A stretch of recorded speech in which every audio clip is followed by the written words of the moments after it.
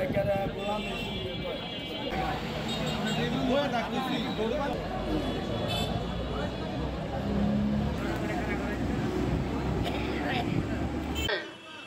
খুনি হাসিনার ফাঁসির দাবিতে আমরা আজকে বলতে বিএনপি অবসর নেতৃত্ব উপস্থিত হয়েছি।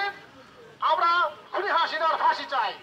জুলাই আন্দোলনে প্রায় 1400-এর অধিক ছাত্র যুবক নেতারা আত্মহত্যা করেছেন, তাদেরকে খুন করা হয়েছে। আজকে সর্বোচ্চ আদালত কর্তৃক তার একটি নজিরবিহীন, বাংলাদেশের প্রেক্ষাপটে এরকম নজিরবিহীন সিদ্ধান্ত কখনো দেবে না। বিগত আমলে সরকার শেখ হাসিনার নির্দেশে কত খুন হয়েছে।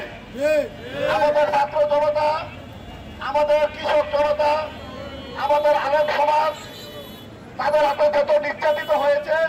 আজকে আমাদের এই প্রতিবাদের উদ্দেশ্য হলো ফ্যাসিবাদী শেখ হাসিনা বিগত 17 বছর এই বাংলাদেশের মানুষের উপরে গুম খুন যত নির্যাতন হয়েছে তার এই সমস্ত শাস্তি দাবি করে আজকে আমাদের এই প্রতিবাদ সভা।